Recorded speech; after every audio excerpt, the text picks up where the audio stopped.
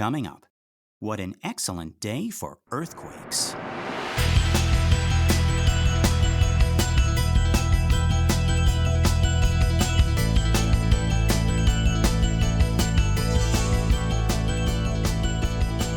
Well, howdy folks, and welcome to Minute 110 of the Exorcist Minute, a show where we endeavor to examine, extrapolate, and excavate the Exorcist, minute by terrifying minute. My name is Lester Ryan Clark. And I'm Keenan Diaz. And we'll be your holy guides on this journey through what some have called the scariest movie of all time. Okay, so our minute begins with Captain Howdy laughing. And it ends with the room shaken. Yes, folks, shaken and bacon. if Reagan's room isn't rocking, don't come a knocking. Or do come a knocking, please. Save my daughter. Yes, exactly. Father Karras, please, it's my daughter. And how does one go about getting an exorcist? I beg your pardon. You know, if someone decides to shake, rattle, and roll. Father Karras, it's my little girl. She's doing the hokey pokey. She's turning her head around. Oh, no. She brought Burke up there and they did the twist. That's right. Yeah. Well, the first thing I would tell him to do is to get into a time machine and do the time warp. Father Karras, the response. Father Karras, do the locomotion with me. Come on, baby. Do the locomotion with me. Father Karras. Damien, the response, please, Damien. Shake it up, baby, now. Twist and shout. Yeah. All right, okay. But yes, folks, the fight continues here in this climactic scene. So let's jump in. Let's get back to the top of this minute. You'll remember Merrin had just donned his holy vestments once again after a brief moment of doubt. This might have been because Captain Howdy had been able to get Merrin alone, away from Dimi as Dimi ran to the bathroom to wash the stole and the glasses. That was all Howdy needed. Maybe it was even planned that way, and for just a moment, Merrin himself had been reduced to a child in the presence of Howdy. And you'll remember it was sad, folks. It was heartbreaking seeing our hero, Father Merrin, our father, reduced in this way. But Dimi is back. They are together again. They are the Exorcists, and round 2 is about to start. The last shot of the last minute was of the two priests in profile, Dimi on the left and Merrin on the right. Although Merrin is still recovering from the previous shock, he is unable yet to meet Dimi's gaze. He turns and makes his way over to the bed. He is coughing, and we are once again reminded of his health. And this does two things for us. This makes us admire him even more, doing what he's doing despite the danger he's in. This is more proof of Merrin's incomprehensible selflessness. And the other thing it does, it makes us afraid. Our parent is that constant good. They've always been there. They can beat up anybody. They can beat up the boogeyman. They can't die. That's not in the cards. That's beneath them. Other people die. Other people who are not your parents, right? They die all the time. So what's going on here? What does this mean that our hero, our father, is coughing like this? After just getting scared by the boogeyman, what does that mean? Is everything we thought wrong? Is the boogeyman stronger? It's appropriate that this minute ends with the room shaking because this is the minute, I think, that shakes our faith, whether that be in God or the infallibility of our parents or even ourselves. It feels like all of those are being tested in this minute. And all the while, Captain Howdy is laughing. And again, the laughter is ambiguous. We cannot see him yet in this shot. We can't tell if this laugh is a bluff or a response to his own fear or if he is actually rejoicing. I like what you're saying about Marin's infallibility. That's what it Mm, seemed like, and I think we, as we're doing this minute by minute, have even been fooled by that. Seeing right. it through Damien's point of view, like, oh yeah, this Hmm. guy. Thank God, I don't have to do everything on my own. And Hmm. yeah, and now we're going to see in some further shots where his infallibility. I think that's sort of the theme of this minute, where Right. he is he is fallible. I guess that's the opposite of infallibility, Yeah. right? Hmm. Hmm. Fallible. He's fallible. He's fallible. Right, in a couple of different ways that I think are surprising. Yeah. Yeah. Yeah, not just in his physical health, but then also in potentially his spirit, and then his I don't know, his ability to control his temper and control his Right. emotions. Yeah, Yeah. This is the most fallible we have seen Marin yet. Right. right. Even going back all the way to the beginning of our movie, Hmm. and maybe it was our maybe we were cheating a little bit because it's Hmm. our prior knowledge of the movie, and some of us have read the book, Hmm. and so we have this idea. We're like, oh, here's the guy who's going to come in and save the day at the end, and then we leave him and we meet Chris and Reagan Hmm. and Sharon and everybody and Karis, and like the trouble starts to happen, and we're like, oh, just just wait until Marin gets here. Marin's going to make everything all right. And we've built Marin up in this Right. way. We've painted this picture of him, and then he really gets here, and it, like, at first it is like, oh my God, thank God Marin is here. Hmm. And now, like, when it's in the room and we're face to face with this demon, eh, we're realizing that yes, Marin is human too. Right. We had thought like, oh well, my dad can beat up your Mesopotamian god. We Yeah, sort of leave leave him right in that Street Fighter scene at the beginning, right? Like exactly. we're like, okay, well, we know how this is going to end, and I Hmm. guess we don't know how that's going No. to end after all, Yeah. right? Yeah. Oh, yeah, I didn't even clock that. That's the last time we see him is standing Yes. off Right. against the statue. Yeah. In Huh. this, good in the bad, the ugly Yeah. desert sort of. Wah, wah, wah, Mm-hmm. yeah. Mm-hmm. Yeah. But yeah. So, okay, once again, our camera uses people and objects in the room in a way that we are by now all too familiar with. This time we are using Dimi. We are sort of hiding behind him as we turn and follow Marin's progress to the bed. And at the last moment, we peek out, or he steps aside, and we get a better view of Marin as he reaches the foot of the bed.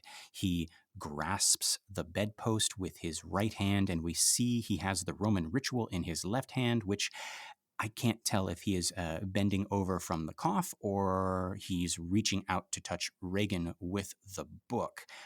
Keenan, do you see what I mean? I think I see what you mean. I didn't read it as like a compassionate thing. Hmm. Yeah, I'm just completely worried about his health, but he is sort Yeah. of, I mean, he's going in that direction probably to help her, but I think he's pretty far from the bed, or from where she is. Yeah. But yeah, I see what you're saying. Yeah. It's like you could see his intention is going to help, but that Hmm. Hmm. he's just not able to. That's Yeah. my main takeaway is like he's whatever he's trying to do, he's not able to. Yeah. I've seen, and it's specifically with, like, Catholic rituals and everything like that, Hmm.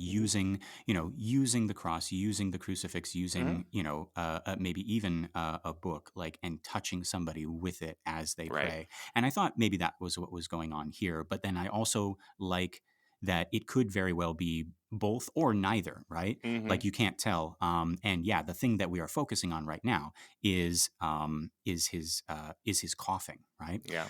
It is Um, a very physical denomination, I think, or maybe a lot of mm, Christian denominations are, right? There's a laying of hands right. and all of that, and anointing of sins, and that's like I think we talked about it a little bit, but like during the height of the pandemic when you couldn't do baptisms the same way, and Right. and Right. some dioceses were using super soakers to Hmm. baptize babies. Hmm. Hmm. Hmm. Like, well, this is really important, but what do we do? And Yeah. the only thing we can do, and some of them tried to make it more fun, like, hey, clearly Mm, this is silly that we're super soaking your baby yeah. with the bright orange squirt gun, but Right. Right. but yeah, we're used to just being right up there and touching the baby's head and Yeah. anointing people, but Yeah. I mean, by hook or by crook, right? right, exactly. But yeah, like, to your point, my godson was baptized at the height of COVID. Right. And so it was only, my brother, my sister-in-law, my godson, and the priest in that Mm-hmm. room. And then all the rest of us, including me, we were present at the baptism, but it was like through Zoom. So, Mm-hmm. so yeah, like any way you can do it, Right. Yeah. But yeah, so I like that this could be both, right? We're focusing on his coughing, Marin's Mm-hmm. coughing, as we cut to a close-up on his face, and that cough does not sound good. Mm-hmm. That cough sounds like whatever is in Reagan somehow got into Marin. Oh yeah, you're right. Mm-hmm. There is something in there that shouldn't be in there. Um, Thankfully, this cut is very short, but Mm-hmm. we have seen enough, and we cut to Dimi's face, and we see that he has seen enough to be worried about Marin's health. Mm-hmm. This is also just a beautiful shot. This close up of Jason Miller's face right here. Almost half of it is in shadow. I'm realizing now this movie plays with darkness and light in a very particular way. The shadows are always very stark. It's almost like a painting. Darkness is Mm-hmm. always a solid thing. Mm. It's not the absence of light. It is a singular opposing force. It's not. It's not that Dimi's face is half in shadow. It's that shadow and light are fighting for dominion over his face. Oh yeah. Or it's like he is emerging from or sinking into like a pool of ink.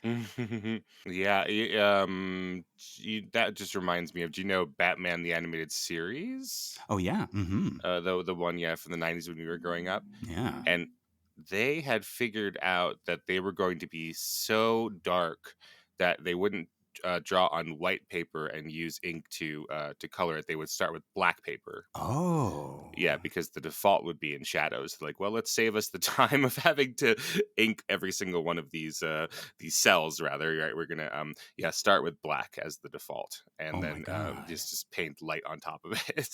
And going back and looking at that Yeah, makes pull up so much any sense. shot of There's Batman the so much Animated black in that Series, in that right? show. Wow.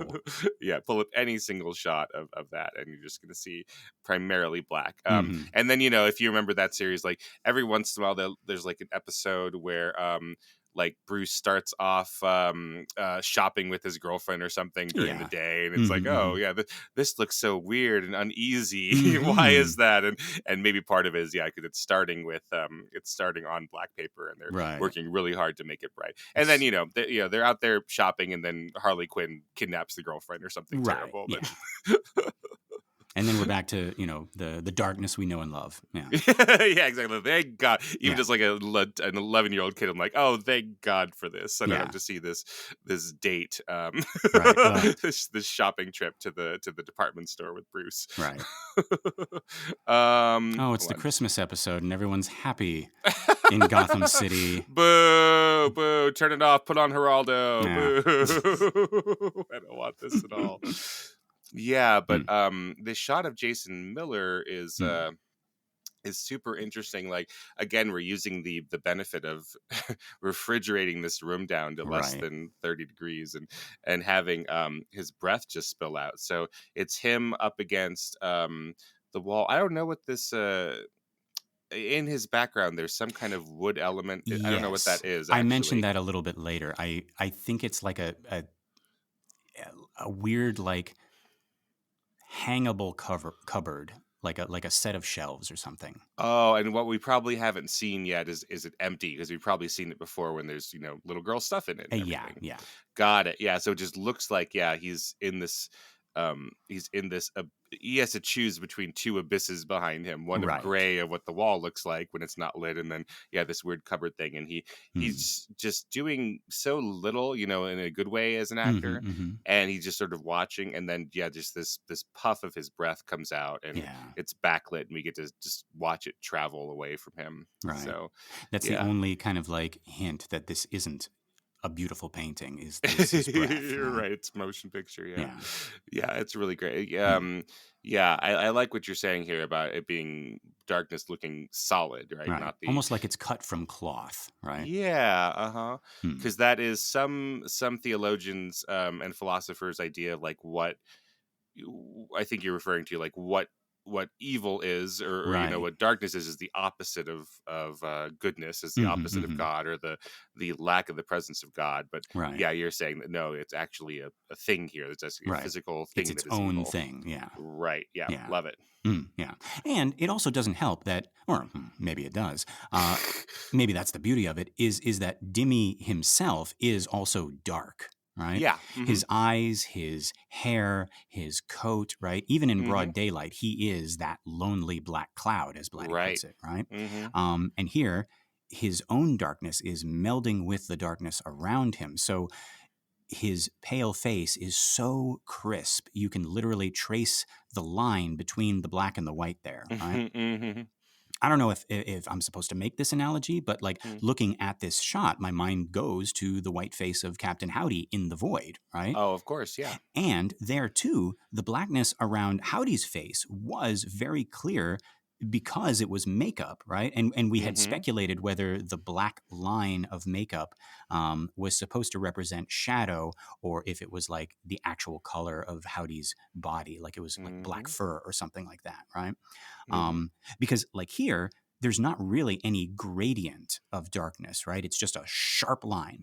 Right. And maybe you can see like a little gradient here because this isn't makeup, but it recalls that image for me. Mm-hmm. But okay, so now what do we think of Dimi here? Like what is going on in that face, in those eyes right now? He's looking at Marin coughing. Mm.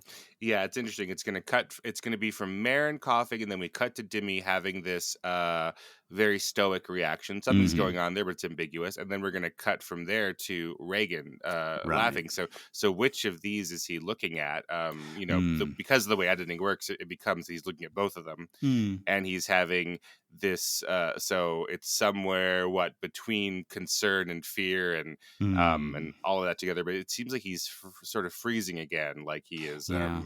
Yeah, like he has been doing. You've been doing such a good job, Damien, Mm-hmm, jumping mm-hmm. right to and being in disaster mode, and now you're freezing. You're Mm-hmm, stuck mm-hmm. here. But again, and it's like I find it hard to fault him Mm-hmm. now that we're so deep in it, right? Because it's like, oh, Oh, sure. this is a challenge that this is a new like Dimi has upped his game, and so Howdy has upped his game also, Mm-hmm. right? No, like yeah, faulting Damien. I mean, in the movie, the demon makes these people piss themselves and shit themselves, or I don't even need that. Mm-hmm. I do that while I'm just watching at home. Right. Yeah. It's why I watch it. It's got to be regular, you know. Yeah, exactly. Save on Imodium AD. Yeah. Just Yeah. put the extras on. You know, Exorcist a day keeps the urologist away, I say, That's right. and the proctologist. Everybody keeps Yeah. everybody away. And the gastroenterologist. I think I'm saying that right. Yeah, keep him away. I Yeah. don't even want him. Yeah. I'm embarrassed that I can't pronounce his job, so he Yeah. needs to stay home. That's why I never go there, because I'm just afraid that I'm afraid that instead of actually helping me, he's just gonna sit me down in a chair and be like, okay, what do I do? I'm gonna be like, I don't know. Don't make me say it. The response, please, Lester. You're the pukey doctor. I don't know. You're the pukey doctor. Yeah. But yeah, we're talking about Dimi's face right now, like what we see on his face. Mm-hmm. We talked about Dimi growing up, both in the span of this whole movie, and also we got a micro version of that in this scene. Mm-hmm. Not just this minute, but this whole bedroom scene. Right. He's gone from a frightened child to a boy seeing his father as strong, Mm-hmm. to an older boy helping his father, Mm-hmm. to now seeing his father as frail and senile. Right. He just found him standing in the corner. He had to remind him of who he was by giving him back his things.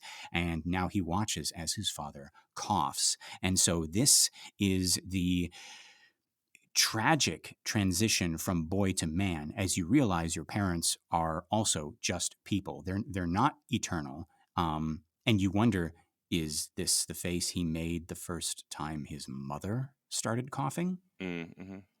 And that's so sad because in the figurative growing up of Dimi in this movie, he has to go through that again before he can fully mature. So Right. all the painful parts of his actual literal growing up, right? He's getting to relive here in this room. Like he had so much awe for Marin. It was like Marin walked on water. And then Marin took him under his wing. Dimi was following in his footsteps. He was becoming Marin. And then the dark side of becoming your father is this. He looks and he sees Marin not with a little boy's eyes anymore. He sees Marin not as a father, but as a fellow human. Mm-hmm. As Dickens says in A Christmas Carol, as a fellow passenger to the grave. Mm-hmm. And that's the horrible punchline of growing up. You grow in wisdom and strength, and you shed your childish fears of the boogeyman only to come face to face with time, which is far worse than any boogeyman, right? Mm. That's what I see in his face right now. Well, I agree with you on so much of that, but I'm going to push back on a little bit of it. Mm. The idea that, he's gone through this with his mother. I think that's part of the problem with Damien is that he refused to see what was in front of his eyes, that his mother did need his help and that, it would be okay if he took a leave of absence to help her because she needed him, right? Like he was averting his eyes and saying, no, no, no, no, my mother is if not strong, at least strong enough that I don't need to get involved right now. Mm-hmm, mm-hmm. Because she'll be around, she'll be around next time, right? It's always, Exactly. on the next trip I'll do this, and the next trip I'll do that, Right. right? Oh, yeah. And he'll say, "Do you need anything, Mama?" And she'll be like, "No, no, no." And Right. he'll know better than to accept that, but he will Mm-hmm. accept that because she Right. said, "It's okay. You don't have to stay." Right. Because she's not going to ask him to stay. She's not going No. to ask him for help with anything. So, oh, Yeah, he refuses to believe the evidence of his eyes and ears that she needs him there or somebody there at least. right. How did I miss this? And that's been his problem. Like with faith, with the demon, Mm-hmm. like he refuses to believe his senses. Right. As Marley says to Scrooge. Yeah. Or what You was did it? not. Doubt the evidence of your senses. Yeah. Mm-hmm. Yeah, you did not want to see it yourself, Lester. It's tough. It's tough, tough, tough stuff. It is tough stuff. I got. Glad he got me. Did he get you, listeners? Or are you smarter than me? Yeah. Probably. But yeah. Oh my gosh. Yeah. And that is perfect, Keenan, because now this is his second chance. This is his Right. chance at redemption, right? He couldn't help his mother, but now he can potentially help Marin. Yeah, he just got to get his head in the game. Yep. See what's going on. Respond to what's actually happening. Yep. Yeah. So like I said, I really, really like this shot. I think it's one of the unsung shots. Like it's not something that you see like as a screenshot for this movie, just Dimi's face in this darkness. Right. And actually, okay, so now all of those Abbott and Costello reaction shots near the beginning of the bedroom scene make sense because that is Dimi being stripped of his fake adulthood. That's the actual death of Dr. Karras, is those goofy looks that he was given us. And that had to happen so he could start over and go from child to man and become like adult Dimi. Now, we cut from here to a close-up as Howdy is still laughing. He has been laughing this whole time. And even though he's been laughing since before Dimi came back into the room, back when he was in the bathroom, you get the sense that he is also aware of everything we were just talking about Marin's frailty, his failing health, Dimi's realization of Marin's mortality, right? We get the feeling that Howdy can sense that Dimi is now sensing that. Mm-hmm. He can probably smell it coming off of Dimi, right? In addition to the fear and the doubt coming from Marin. Because this demon has been so crude, we almost don't want to think of him as wise, Mm-hmm. but he is millennia old. He knows what he has done just now in reducing Marin to a child and also exposing his age. Mm-hmm. He probably saw those dark thoughts enter Dimi's mind, like he saw his aura change colors, right? Mm-hmm. Dimi and Marin probably have a new smell to them now as they exude this doubt and despair, and Howdy is eating it up. He is loving it. Yeah, that's his McDonald's, I guess. Right? He's I'm loving it. it. Did somebody say existential dread? Have you had your breakdown today? Is that a McDonald's? What is that one? It's have you had your break today? Uh, So it's now it's I'm loving it. I remember it was did somebody say McDonald's? And That's then, what I remember. yeah, before it, have you had your break today? Mm-hmm. Right. For a while, it was "Do you believe in magic?" which is probably Oh, that. expensive, but Do you believe in anything, Dimi?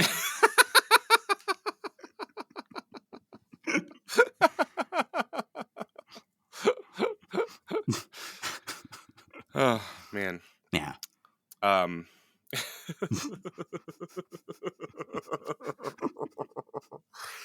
Oh boy. Yeah. You know, I'm Loving It is written by Justin Timberlake. What?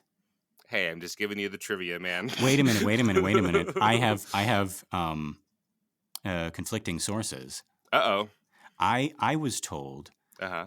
that it was written by the guy who wrote the Earthbound video game. What? Yes, because Why? he before he was a game designer, he Mhm. was working for he was doing ads and he was writing like slogans and stuff like that. And his magnum opus was "I'm Loving It." Yeah, I think so.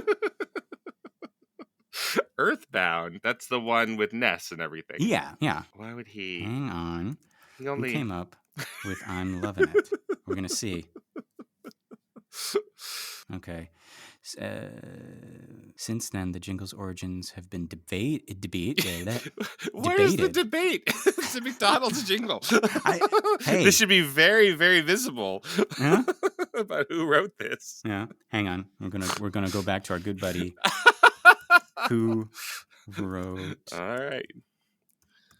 the slogan I'm loving it for McDonald's. Oh my God. Created in part by In part. well, someone contributed, the subject. Someone did the object. I have an idea. Why don't we write a song for McDonald's? Like, oh, what a great idea. You know what? The main theme Here's should $1 be million. love. Yes, love. Yes. But that's as deep as my well goes. We have to give this to somebody else. Loving what? Loving whom? And who is doing the loving? Right. Pass this on. Take it to Europe. I think it should be an active voice rather than passive voice. Oh. So you're currently loving something. Right. Exactly. Interesting. But who am I? Which implies that McDonald's continues. There is life after death. There is a God. Loving. That's good. Okay. But we still need the sesame seed buns for this brilliant Big Mac. The campaign was further popularized by a jingle created in collaboration with the music producer Pharrell Williams and performed by Justin Timberlake. Yeah. This says, in 2003, rapper Pusha T claimed that he wrote it. Right. What? Well, an advertising campaign that was developed by Hay and Partner GmbH, a German branch of the global advertising agency DDB Worldwide. Like, it is so easy. If I'm like this is just me being naive, Mm-hmm. but it must be so easy to quote unquote create something like this when you're like one of 72 people. I missed my calling. I just like, can I just show up to work one day in the ad agency and say, let's say something about how coffee is, it's giving, and then I clock out and I cash my $1 million check. All right, if it's so easy, Lester, give us the next big McDonald's jingle. Oh, here you go, folks. Oh, that's good. Here you go, folks. McDonald's. Exactly. That's Lester, what I was. You're a genius. Guys, save this episode on your phone. Right. Download it and share it with your friends. Right. And say, Lester and Keenan have sold out. Look at them advertising McDonald's. Right. Yeah, just listen to Lester. He says, here you go, folks. Which here you go, folks. And the weird part about that is he's been saying that since episode 1.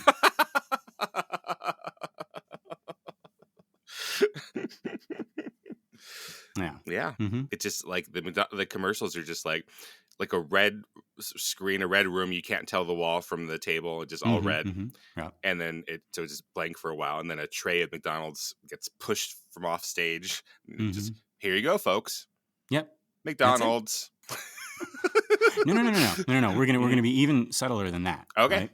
The tray gets pushed on, and we hear, here you go, folks. And then the McDonald's logo appears, it's like the M kind of like grows, right? It blooms. And the musical notes of McDonald's, like, ba-da-da, and that's it. We don't say McDonald's. We don't need to say it. Because we are in the 21st century. People know what it is. So I don't think it's an exclamation point either. It's just a period. Here you go, folks. Yeah. Period. Yeah. we don't need to push it. What's with that was 2020. Everything in 2020 was an exclamation. It was like, oh my God, we're going to die. Oh my God, and right? I can't go to McDonald's. Right? But now, here you go, folks. That's it. Yeah, we don't need to tell you about it. You know what the fuck McDonald's is. We don't have to sit around here spending millions of dollars telling you what McDonald's is. Yeah. If you don't know what McDonald's is, we don't want you in there.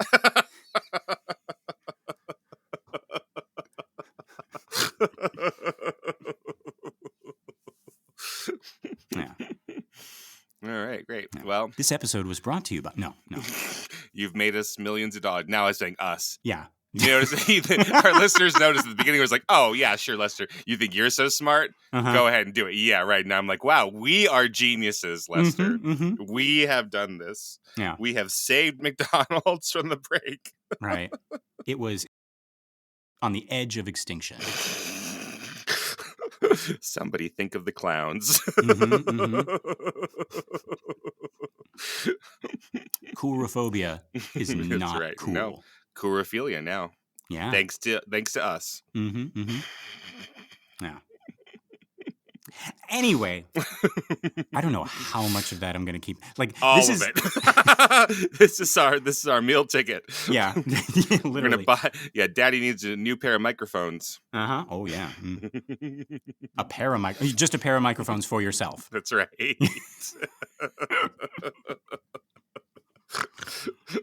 Yeah. So yeah. All that to say, Howdy is loving it. Sure is. Yeah. And let me, just in case this episode is like super long, all that to say, Howdy is having a great time.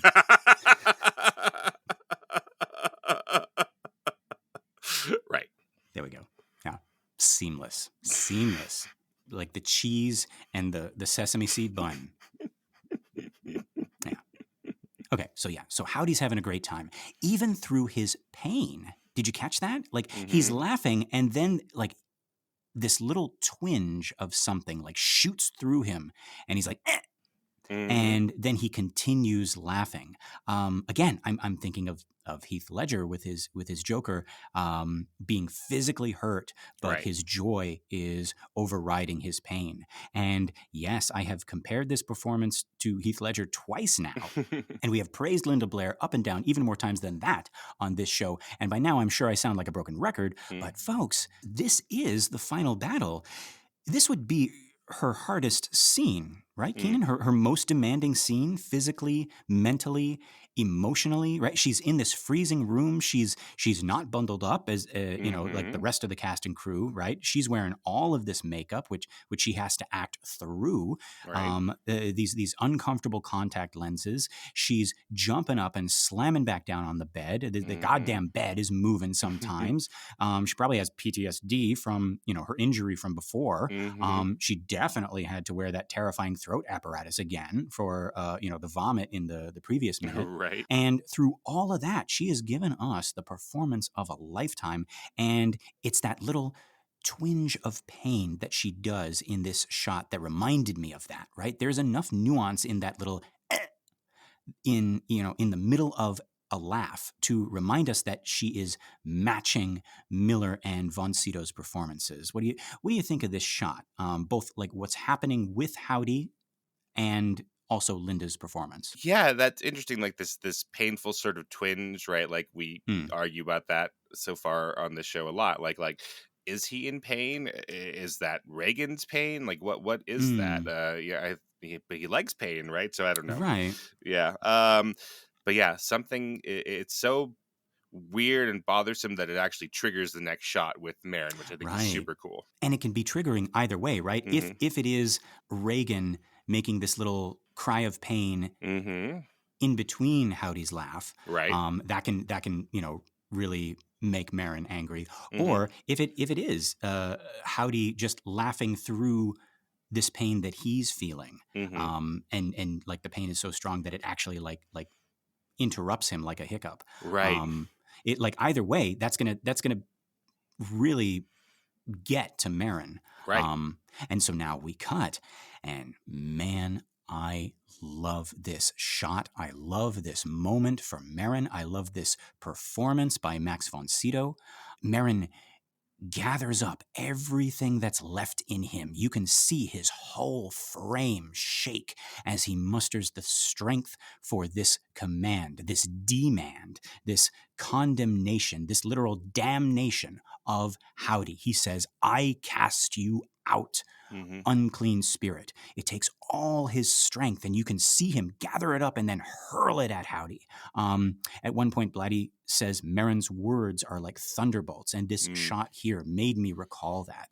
This may be the most emotional we have ever seen Marin. But to that point, I think there's also something else going on here. This performance, this version of Marin is much more nuanced and much more relatable compared to similar moments in the book. Mhm. And what I mean is, like when you read the book, it you get the feeling that Marin is in control when he's hurling these words at Howdy, right? He's I cast you out, right? Mhm. Enemy of the human race, right? And maybe it's the way that Blatty is reading it, also, but it sounds like he is very commanding, very in control. He's very imperious, right? It's Mhm. it is the voice of God speaking through Marin.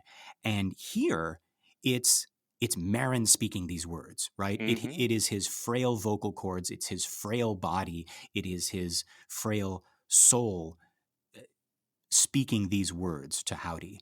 And I think from this point on, Marin has lost some of his godlike aura, and he is closer to us.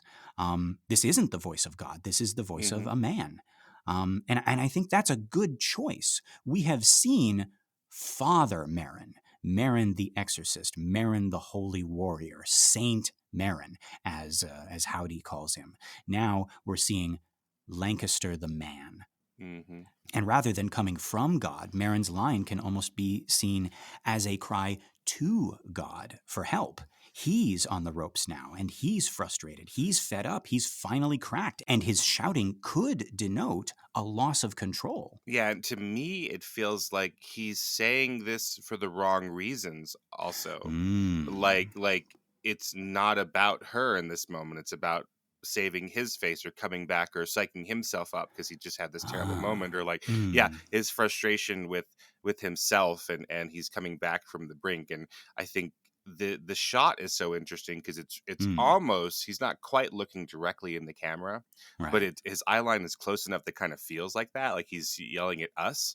Mm-hmm, mm-hmm. And so, yeah, we sort of, I think he's losing the point of this for a second or two, Oh. that he has caught himself and been embarrassed, and is Mm-hmm, like, mm-hmm. yeah, almost talking to himself about this, not about the girl.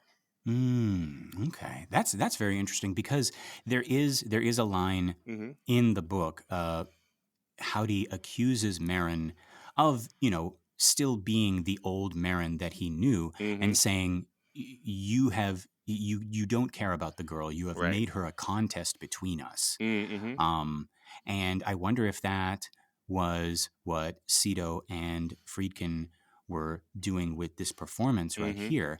I didn't see that, but I do like that interpretation. I didn't even think of that. Yeah. Um, I was thinking just like, despite Marin being the strongest in his faith, Mm-hmm. this ordeal is shaking even that. Mm-hmm. So even Marin is being reduced to a frail human being, Right. and his and I'm seeing his anger as like he still cares about Reagan. Mm-hmm. He is frustrated, but like he doesn't have um his tools anymore. He doesn't Uh-huh. have these God-given, the power to tramp underfoot serpents and scorpions. He's Mm-hmm. just a guy shouting at a demon to let this girl go, Right. and that's all he can do. And he's frustrated by that. That like maybe almost as if like the power of God has left him for a moment. Yeah, because the shouting is not what's going to save her, it's the faith. So, Right. again, so I read it as he's doing this sort of misplaced. He's Mm. frustrated with himself or embarrassed or what have you. But even if it is what you're saying, is like, the tack he's trying is not what is going to save her. That's not in the Roman ritual. Be sure you're really mad. Be sure you're Right. really Right. expressing that, right? Yeah. And yeah, Yeah. like he is the holiest and the most faithful, at least. But like, you know, everyone on earth who is a faithful person is fallible. Right. I don't think I mean, I know Pope Francis doesn't go around saying he is the holiest or he has the most Right. faith, but even he, who is very very kind and Christian. Mm. This is stupid as I'm saying this. I mean, He's a like very even he who Christian is the man. Pope, You're right? right. Yeah. Yes. But I mean, not only that, but he expresses his Christ-like aspirations by like talking about the poor and things that Right. other popes have struggled with. Yeah, but even he, like, that this woman who was shaking his hand at in St. Peter's Square and Mm. wouldn't let go, and he smacked her hand away, Right. and he Mm-hmm. had to, like, there was a scandal, he had to like apologize, but like, this is, you're a man and you're getting, Mm-hmm. Mm-hmm. someone is physically holding on to you and scaring you, and Mm-hmm. it's a little grandpa slap, like, you know but Right. even Right. that was a scandal for a couple of weeks where he had to apologize for that. Oh wow. Yeah, have you not Hmm. seen that one? No, I mean, like as soon as you said that, I remember like because he's also like stopping people Hmm. from trying to kiss his ring. I think we Right. talked about that Yeah, we did, a yeah. little bit before, and like, but there are there are still people who like even though like I assume before they even get in line, they know, okay, Right. no kissing of Pope Francis's ring. Right, don't make They'll me still tap the try to do sign. it. Yeah. Yeah, exactly. But they'll still go for it, Right. and like you can see in these videos, like Pope Francis, he draws his hand away, Hmm. and they chase it, Right. and then he will like no, get out of here, You're right, he's still and a he'll shoo them person. away. Yeah, Yeah, yeah, yeah. yeah. But yeah. So I think we both agree. Yeah, this is Marin stripped of the power that he needs Yeah, at this and this was moment. not his plan. No, this is not Right, this this is like not this is it's where he wanted to be at this moment, no, yelling and it's and screaming, and yeah. yeah. So it's definitely, it's not going the way he wanted it. Right. And that makes me think. So I heard this in an acting class a long time ago, but this can also be applied to real life. The teacher said shouting is the weakest form of communication. Mm-hmm. It shows desperation, it shows fear and insecurity and a loss of control. Imagine two people fighting, and one of them is losing their shit while the other one is standing, arms folded, not saying a word, right? Who's in control there? Right. So many early acting students want to like explode on stage or in front of the camera, but like unless you're playing a character who is losing control, like Max von Sydow is expertly playing here, it's going to come off like you, the actor, are not in control. Right. Yeah. But Lester, calm down a little. Bring it down. Oh, I am calm. No, Lester, calm down a little bit. No, no, I know what you're doing, Keenan, and it's not going to work. We're on the show, and you need to no, get I'm back fine. to... Okay, I did my breathing exercises before we recorded. I know you did, saw me. You have heard to me. Think about no, like, Keenan, what shut up. Listeners need, and not about you right now.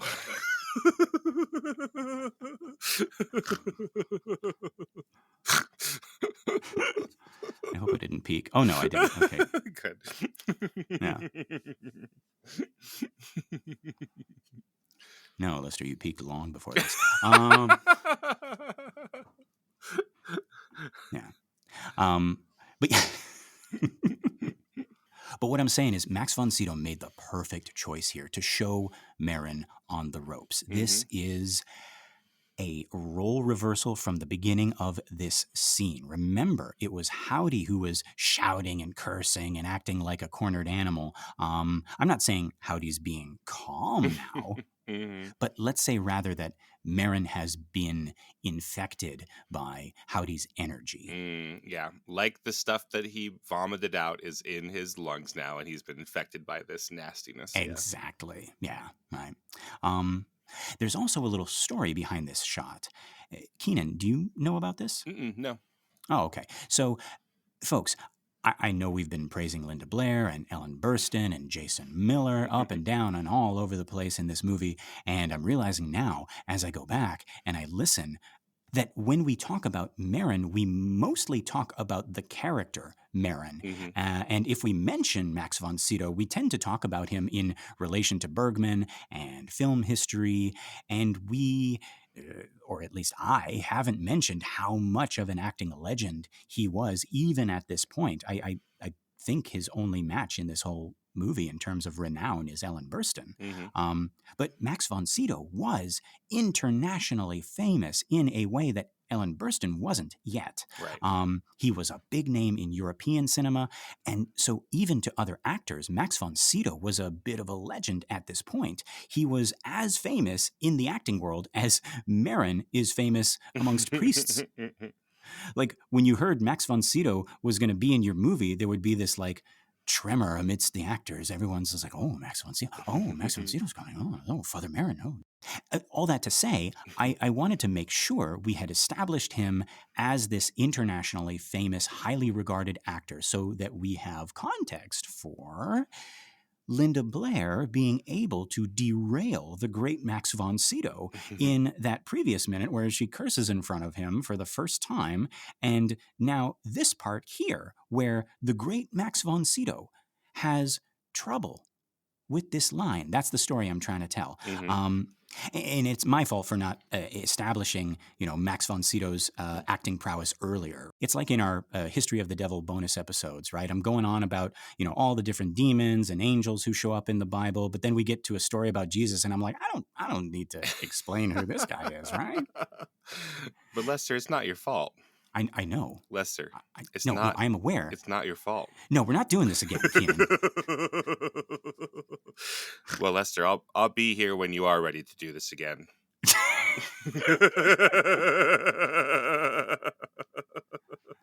Keenan, you promise? I promise. As you wish. And then they started mixing movie things, and it wasn't like because they thought it was funny, I guess. Yeah, well, But Yeah, this won't make sense. This could feel really mean unless so this is a joke, listener. This is a Goodwill Hunting thing. I just need to say that beforehand, 'cause I think this would be. If you don't understand that, it'll be the meanest thing you'll ever hear me say on this podcast. But you know, my greatest wish is, Lester, that I put on my microphone and go into the riverside here, and you won't be there. You'll be gone. That's a Goodwill Hunting. Just to be very clear. That's what Ben Affleck says to Will. Okay, you know that? All right. Yes. I mean, he says that he wishes that Lester would quit the podcast and get with the English girl. What English girl? What are we talking about? I think that was the last episode.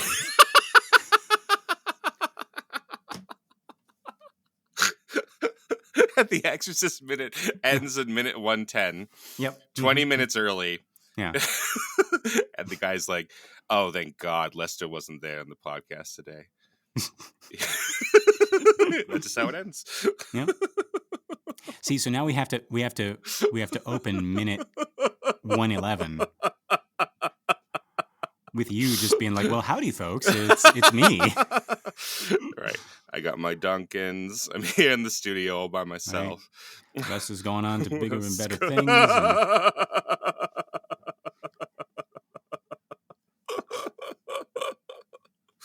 Yeah. All right. We were talking about Max von Sydow. Ben Affleck. Oh, right. No. We were talking about Max von Sydow. Yeah. Great. All right. But yeah, okay. So all that to say, I wanted to make sure that we had established him. I don't know. We were telling this story about this shot right here. Oh, great. And it was a story that you know and I don't know, and then I kept interrupting and adding things to it. All right, great. But yeah, okay. So this is the story about this shot from Billy Friedkin. So apparently they get to this scene. This line where Marin says, I cast you out, unclean spirit, in the name of our Lord Jesus Christ. That's the rest of that line. And according to Friedkin, Max froze up and could not deliver the line believably. They had 6 false ceilings made for an effect that we're going to see in a second. And they did 6 takes, went through all the ceilings, and Billy just wasn't feeling it from Max. He ordered 6 more ceilings, and the next day they tried the scene again. Same thing. Billy just wasn't buying what Max was selling. And at this point in the story, I would have said that's because Billy is a psychopath. I'd like to see those other takes myself. Right. But apparently, he also showed this footage to Blatty, and Blatty said they weren't doing it for him either. So maybe Max really was having trouble with this line. And actually, this surprised me. Billy offered Max to have Bergman flown in to direct this one scene. Jeez. If it would help him. Right? And he was being honest. He wasn't just like, I think this is from Billy's lips. Okay. So I don't I'm assuming it's like I will get Bergman in for you rather than it's like, geez, what do you need? Bergman? Yeah. Right. That's what I thought. Yeah. This is Billy. I don't give a flying fuck through a rolling donut what Ingmar Bergman thinks. Friedkin. Yeah. But no, great. Yeah. Yeah. But yeah, let's just assume that he was actually being sincere. He was going to bring Bergman over there. Wow, and folks, we've talked about it on the show. Ingmar Bergman and Max von Sydow have this special relationship. He's been in many of his films, and so that is an actor-director relationship that has worked in the past. Right. But yeah, to your point, Keenan, right? We're not sure if this is genuine or not. This offer to fly Bergman in. That's another thing I want to clarify. I think in our show thus far, we or I have painted Billy as this psychotic, grandiose director with an inflated ego, and that is wrong. Hmm. He's a psychotic, grandiose director with a devotion to the thing he's making, in this case, The Exorcist. And he will gladly abdicate his director throne to Bergman if it means getting a good take from Max here, I Wow. think. Yeah, that's great. But Max says, no, it's not a matter of Bergman. I just don't believe in God. And Billy says, Max, you played Jesus in King of Kings. And Max says, oh, you listened to that episode too, huh? Actually, they got it wrong. It was the greatest story ever told. I stopped listening after that episode. Right. Jeffrey Hunter played Jesus in King of Kings. Yeah, right. Max, I don't give a flying fuck. What Jeffrey Hunter, I don't give a flying fuck who Jeffrey Hunter played in King of Kings. Well, he was Jesus. But no. That doesn't happen. Right. Billy says the right one. It's us who messed it up. Right. But no. He's like, you played Jesus. And Max is like, yes, but I played him as a man. I did not play him as the Son of God or a man of God. I played him as a man. And so at this point, Billy blurted out, well, why don't you play this guy as a man? Just play him as a sickly priest trying to do his job. Now, half an hour later, Max comes out of the dressing room. He is Father Merrin again. They shoot the scene, and I believe that's the take we see here. But yeah, that's the story according to Billy. What do we think of this, Kenan? Well, that's great because it's both. It's right. It's rare that you hear Friedkin like admitting that he couldn't do something. Well, I guess this one does have him admitting that he couldn't do something, but then the moral of the story is that he could. Right. But that's incredible. And he's admitting that he can't, like, it's kind of like half him and half. Right. He's laying it on Max. He's like, and Max just couldn't do the thing I told him to do.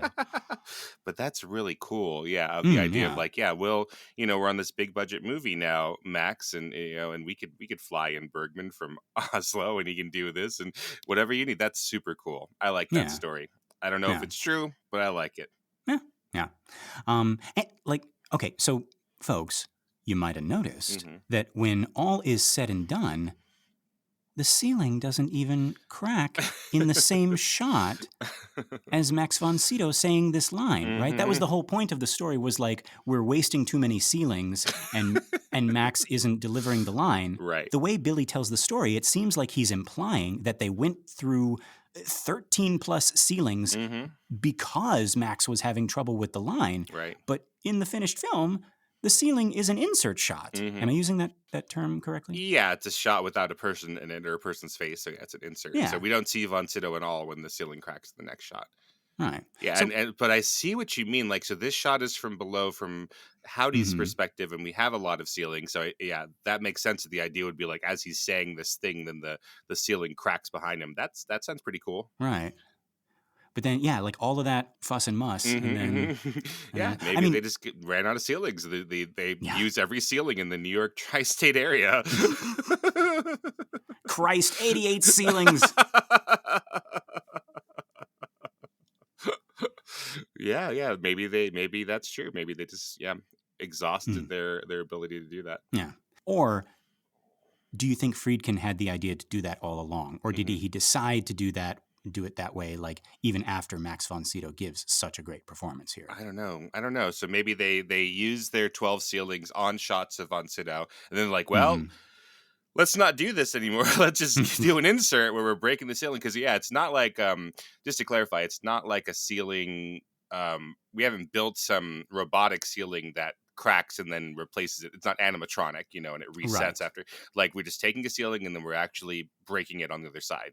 Right. Yeah. So, That's very interesting. Yeah, so it would make sense after 12 of those. We're like, okay, let's cover ourselves, right? Just in case, yeah. Yeah, there's that idea of it's called coverage, is the strategy for how you film a scene that you lay out. You might do a shot list, or you might do storyboards, and you're converting your storyboards into where your cameras are, and you're trying to make sure that you're getting everything. So it's coverage, and some people like to say, coverage is to cover your ass, because because if you don't have it at the end of the day, you don't have the ceiling breaking in either the Vex Sunset shot or by itself, then you're kind of screwed. So so let's cover ourselves here. Yeah. But we are getting a little ahead of ourselves. Let's go back to "I cast you out, unclean spirit." So let's not count our ceilings before they crack. Exactly. Right.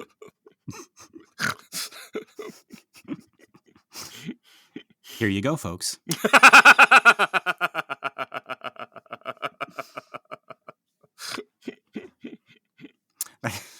It's just the insert shot of it's just, we don't even know what it is. It's just an off-white void on the screen. And then you hear, "Here you go, folks. The ceiling cracks in the shape of the McDonald's logo." Oh, I thought you were going to say the ceiling cracks and McNuggets just fall to the ground with half a dozen thuds. Yeah. Half a dozen? I can get that much for $5.99? You sure can, folks. Oh, God. We would be doing less McDonald's advertising if they were actually paying us. Oh, well, maybe we shouldn't do these before lunch. Actually. We're just hungry, but yeah. That's true, yeah. Bing, bing, bing, bing, bing. I'm like, oh, no, that's not right. Bing, bing, bing, bing, bing. What about mama, mama, mama? No, that's not right. No. Ba, ba, ba, ba, ba. Even that doesn't have it. No. We're going to need another $1 million in here to figure this out. We're close with the bas, but... Right. I'm exhausted.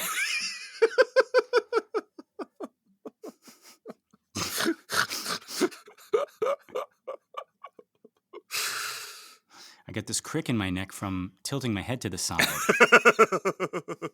Right. And and my mouth is full of pencil eraser dust from just chewing on it all day. I'm getting an uncomfortable high from these whiteboard markers. Yeah.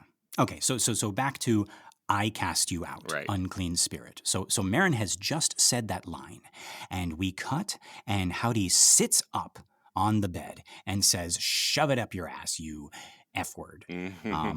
Even as Marin continues his line, "In the name of our Lord Jesus Christ." And obviously this is shocking on its own, having this horrible slur over Marin's invocation of Jesus Christ. Yeah, the kids would call that the F slur today. Oh, really? To distinguish it from the F word. Oh, I didn't even realize that F word can mean several things. Right. You didn't realize that your students have been calling you F slur, and you didn't realize. Like, what is that? What even is that, Gen Z? No, they really tend to respond to the F slur and the R slur. Wait, what's the R slur? You know what the R slur is. No, hang on, I have to think. Oh, they do not like them. Now I know. Yes, the Zoomers do not like the R slur and the F slur. No. Okay. They seem to be fine with the D slur. So much they don't even call it that. They just say the word. Wait.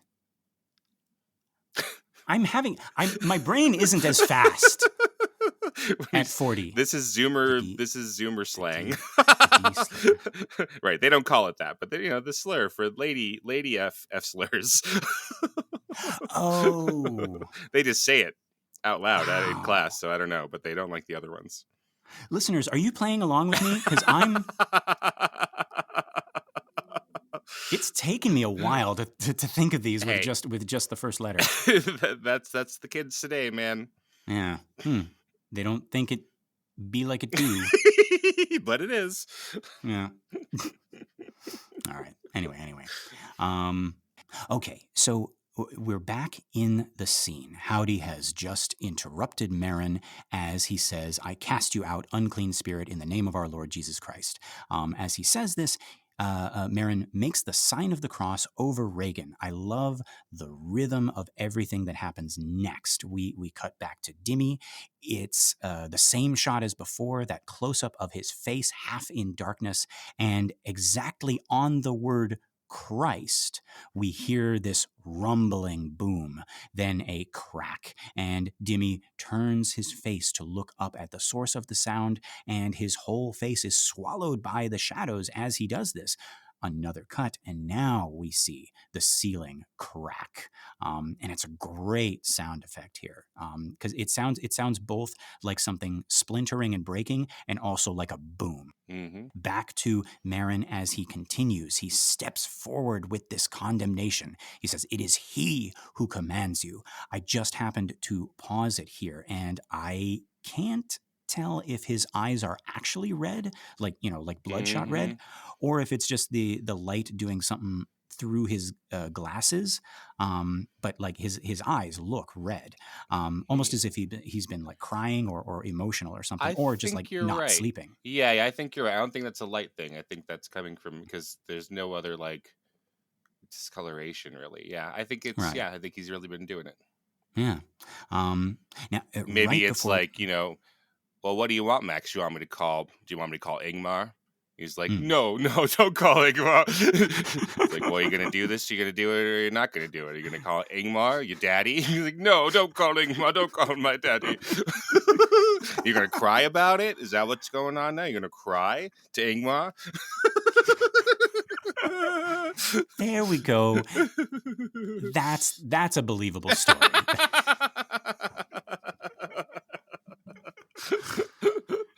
There's our Billy. Yeah.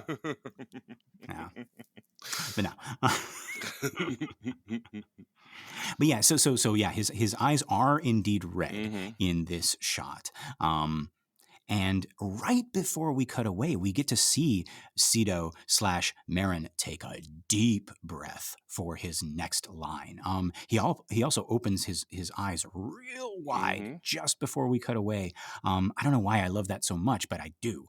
He is using those pipes. No more coffin grandpa. He is fucking done with Howdy's bullshit. We cut back to Dimi as Marin says, "He who flung you straight from heaven."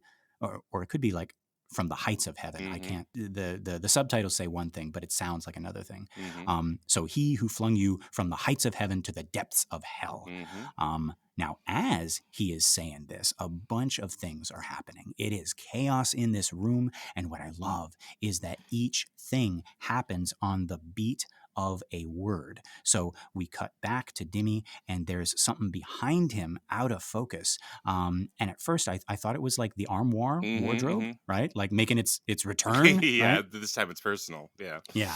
But that thing's still out in the hall. I went back and I checked at the very beginning of this scene. You can see it briefly Mm-hmm. as Marin and Karis walk into the room. Oh, okay. It's to the right of the window that's facing the bed. It looks like a little display chest, like it would have like shelves inside for like Mm-hmm. little figures or something. You know Yeah, what I mean? yeah. Yeah. And they've removed it all, so it looks foreign to us, right? They've Right. taken all of her precious fragile cargo out. Yeah, Right. Yeah. the things that make it Um, her room, and now it's exactly. a padded cell, right? Now it's like a German expressionist nightmare. Right. Yeah.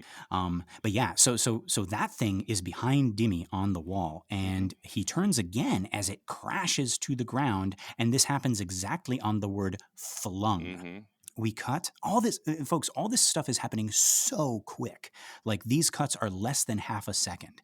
The next one we see as Marin says, straight from heaven or the heights of heaven is Reagan's IV falling towards us as we look up Mm-hmm. at it. Quick cut to see it smashing on the floor. Mm-hmm. And then another quick cut, we get a close up on what must be the bathroom door, which slams shut exactly on the word depths. Mm-hmm. And when it slams, it splinters and bulges outward as if something on the other side is still pushing. Right, because that's what's going on. They're on the other side breaking it. Yeah. Yeah. Mhm. The IV crashing, I'm so used to thinking of IV bags being plastic that I'm like, Right. oh god, it's like this plastic this plastic bag has broken into a million glass pieces. But yeah, Right. I Like the guess laws of physics, like Captain Howdy made it glass right, just to be a dick. right, exactly. But yeah, that was really disconcerting. But I guess Mhm. at this point, yeah, they're all still glass bottles for your IV. Yeah. Yeah. And like, yeah, folks, so much happens in this room in Hmm. the span it takes Marin to say that one single sentence. Right. And I'm dying to hear what you think is going on here, Hmm. Keenan. I mean, like in the world of the movie, like every time the supernatural stuff happens, I am compelled Hmm. to wonder what it actually means, right? Right. Is Howdy doing all this destruction, right? Like is he throwing a tantrum? Is he trying to intimidate them? Is God doing this? Or is it like, and this is what I think, a byproduct of these two energies clashing, like just the Mm. sheer force of Marin and Howdy's will are accidentally like knocking things over. Like if you had God's eyes or an angel's eyes, would you see the auras of Marin and Howdy like grappling, and these huge like humanoid shapes. They're Hmm. almost too big to fit the room, so they're like cracking ceilings and splintering doors and knocking things over with their elbows, right? Right. But like for you, who's causing this, and also who's winning, if anybody? Yeah, so if you had like anime goggles on, you'd see their their auras coming out of them, Dragon Ball Z style, right? And there'd be Yeah. blue and red arguing with each other. I was Hmm. wondering because you have asked me before on the show whether God is involved in this, and I've been, Right. my initial reaction is I don't see God anywhere in this, and so I Hmm. was thinking as we have this scene full of earthquakes, like what about earthquakes in the Bible? Right. Yeah. And yeah, so my suspicion was that, or at least my remembrance of it, is that demons don't cause earthquakes, the devil doesn't cause earthquakes, and that is backed up here. I'm Hmm. at Hmm. BibleMapper.com, which is a pretty cool site. Um, BibleMapper.com, folks. yeah, it's all about like all these real places, and in this description it says like the Bible Mapper Atlas exists to help people understand God's word by helping them understand the world in which the Bible was written. Just as Hmm. particular places stay can carry significant unspoken meaning for people, like when we say Normandy, Hollywood, or the Bermuda Triangle. Places in Hmm. Scripture were often mentioned to evoke associations for readers that are not explicitly stated in the text. So that looks really cool. So Oh, I'd I like to like come that. back to this place, but yeah, it is earthquakes and things like the things that are happening in this room, because I see it as an earthquake. Maybe just because I've Hmm. been in California, I'm a West Coast person. Right. but Right. but earthquakes are either just things that happen, they're not caused by evil people, or Hmm. specifically God causes earthquakes Right. several times, right? So it's like Hmm.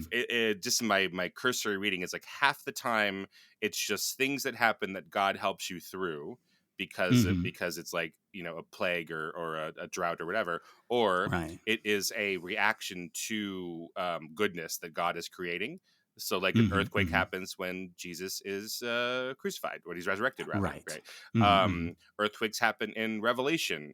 That's God both being like punitive and being that's also like part of his good plan.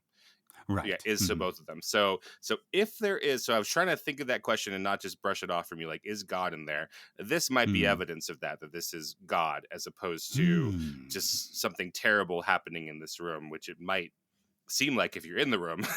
Like, Right. how do you Right. tell the difference between a good earthquake or a bad earthquake when you're in the earthquake? Hmm. But um yeah, so for me it feels like Howdy is causing all of this, but maybe this is evidence otherwise.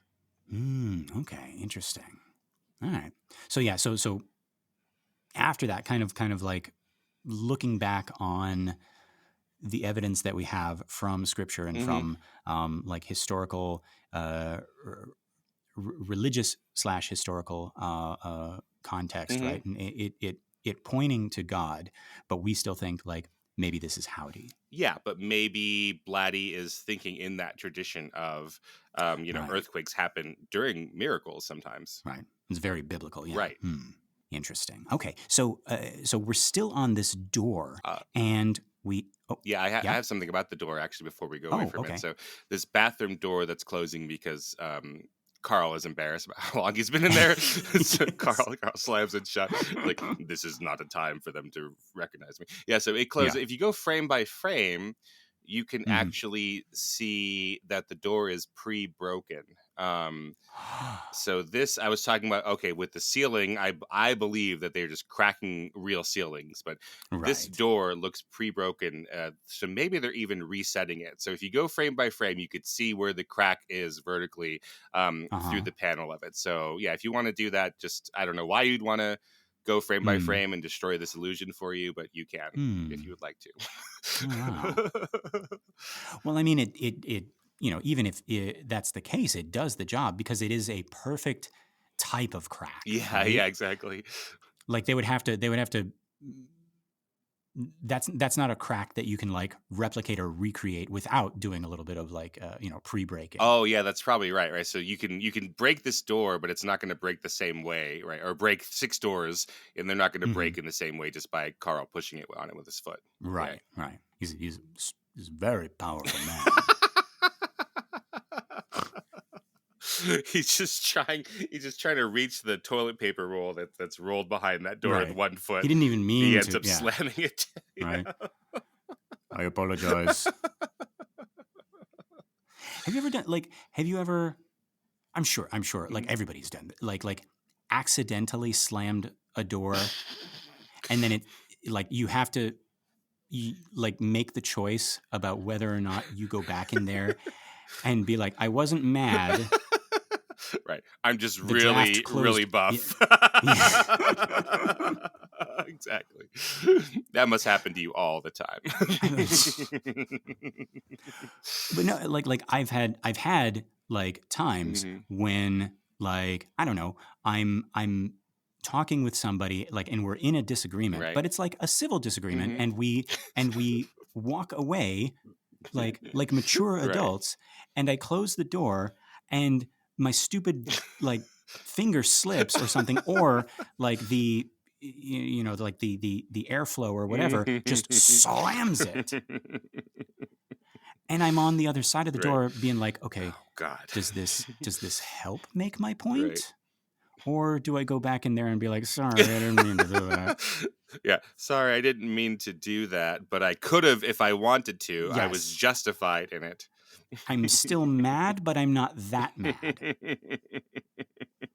Right? Yeah. But anyway, okay.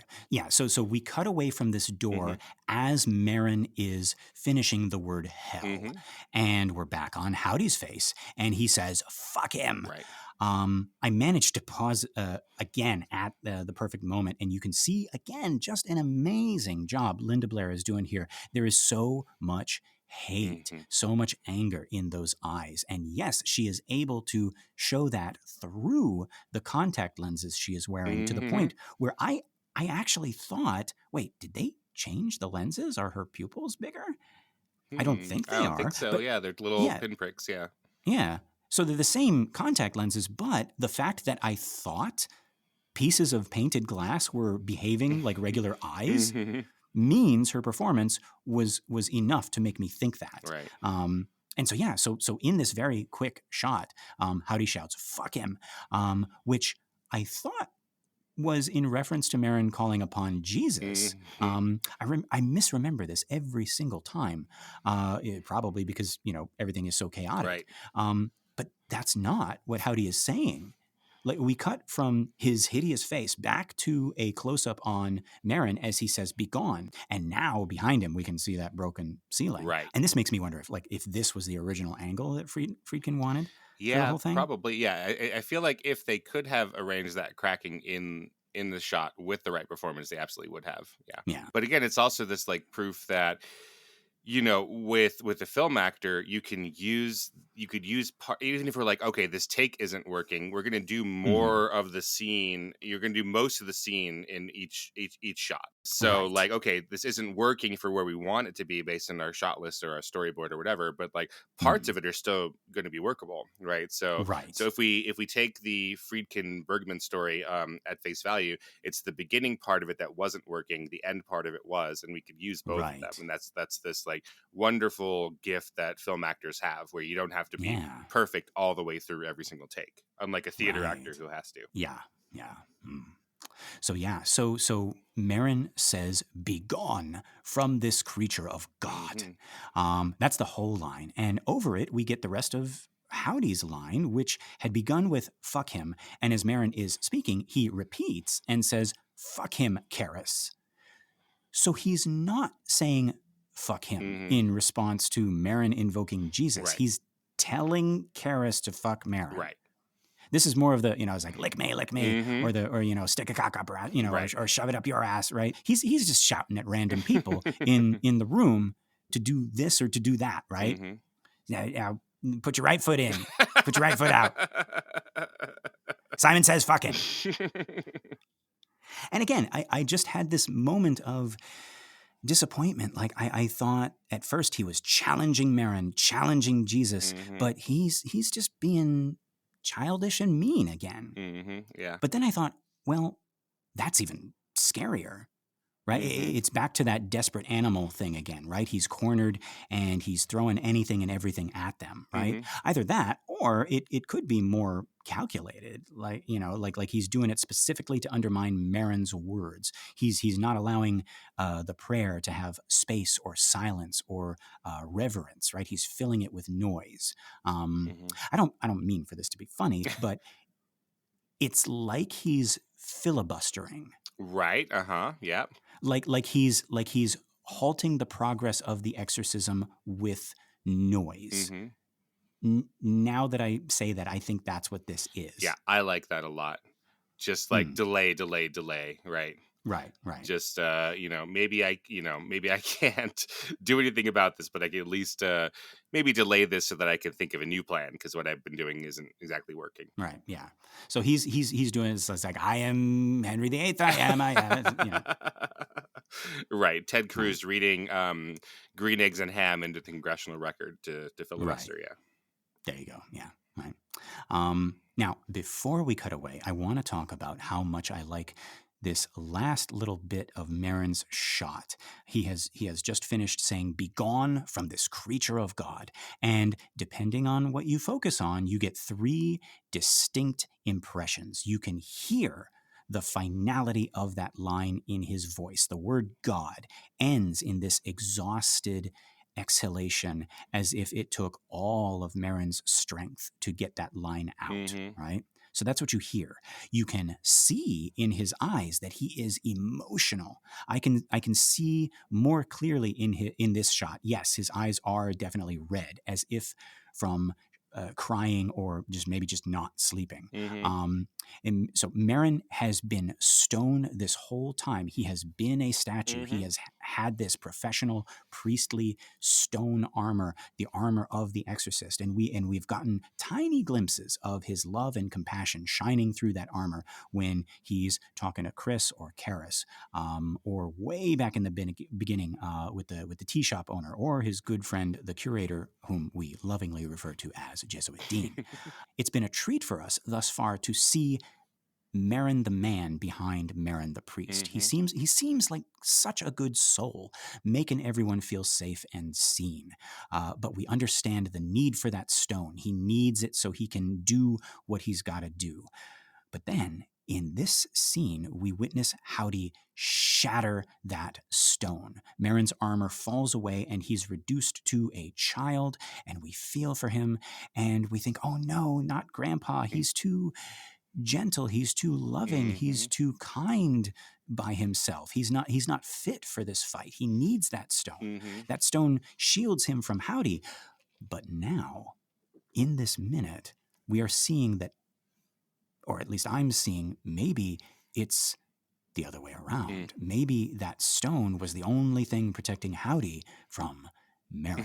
Because now, without that barrier, the full force of Marin's love and determination to protect these people and to save this girl is there on his face. Mm-hmm. It's in his eyes. They are both furious and pleading because he understands that he's not doing this. He is not casting Howdy out. Maybe that's what the old Marin thought back when he first encountered Howdy, back when he was still prideful. But here he is pleading with God to save this creature of God. Mm-hmm. That's the second impression you get from looking at his face. His voice tells us his body is tired. His face tells us a different story. Mm-hmm. He's just getting started and he is furious. Thirdly and finally, his hand as he makes the sign of the cross and his movement out of frame tells us that he is not done and he is not slowing down. He is moving right on to the next thing. Mm-hmm. We cut, and we are now behind Marin as he continues making his way towards Reagan. And we see that Howdy has also seen the change in Marin, Mm-hmm. and now he looks wary. Yeah. The room shakes or perhaps trembles, I think is a better word. But Marin continues moving. He reaches Reagan, and Howdy draws back. And I know I'm saying this right before a thing that is about to happen, but you really do feel like those straps are holding Howdy, right? At least right now. He can't get away. He squirms and he growls, and we get a sense that he is perhaps seeing Marin as he is now for the first time. Mm-hmm. This is not the vain, conceited priest he had fought so long ago. Something has happened. Marin has changed. Yeah, yeah. So we had a shot. Things are so chaotic in this scene, so we're not tracking this and saying, "Oh, it's continuity errors" or that doesn't make sense. But yeah, when she or Howdy Reagan is like gets out of bed somehow and like is sitting straight up and is accusing Marin, and then when we see the reaction to it as Marin is gathering his strength, like Reagan Howdy is like deep in the bed and like back down again, and we don't go like, Right. yeah, everything is so fast, but it also feels right, as you say, like it feels like, yeah, when he's challenging Marin, he should be sitting upright and should be like feeling like he has all this strength, and then yeah, as Marin's getting the upper hand, he's back lying down, and we don't need to see the transition. Yeah. I'm much more willing to forgive any kind of like continuity hiccups in this, vortex of battle. Right. Yeah, like it's an action scene. Like they're actually like if they were fighting each other with their fists, we would get this kind of crazy. Yeah, it's like logically correct, but like geographically ambiguous. That's completely fine here. Yeah, we would have that in a Rocky or or a sports movie of some kind. Right. We would notice it in maybe like in a scene with like Daddy's Room or right. Or like Kinderman and Karis or something like that, right? Right, exactly. But we've already had something like it, like back when Marin was in Iraq, right? Like in The Clock Stops, or he's looking at the medallion, and then it becomes the Pazuzu amulet or something like that, right? And it's like time and space have gone wonky, and I mean, like if there's a location in this movie for time and space to go wonky, it is here in this final room. Yeah.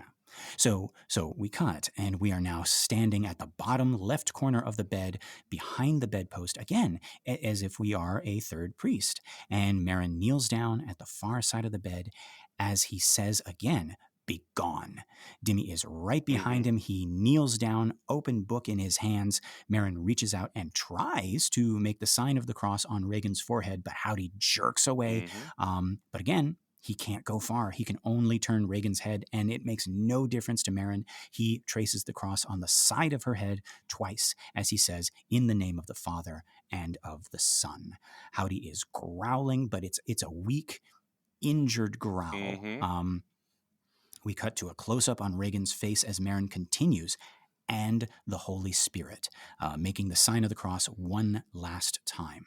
Howdy has Reagan's eyes shut and her lips drawn back in a snarl, but then something happens. As soon as Marin is done, he takes his hand away, and as he continues the prayer by this sign of the Holy Cross, Howdy opens Reagan's eyes and turns to stare straight ahead. It looks like he's looking directly at us. He starts to rise, starts to sit up, and we see a smile on those cracked lips. We cut, and we are over Marin's shoulder as we see Reagan's head begin to turn slowly away from us. And we realize, too late, that it's not going to stop. What's she doing? It, What's she doing there? I don't know. Maybe she's looking over to, maybe she heard Carl in the bathroom. I don't know. I could use some toilet paper, Carl. Yeah. But no, it continues to turn, and we can hear bones and tendons snapping, even as Marin says of our Lord Jesus Christ, who lives and reigns with the Father and the Holy Spirit. Marin raises his hand again to make the sign of the cross over Regan. At this point, Regan's head has been turned completely around.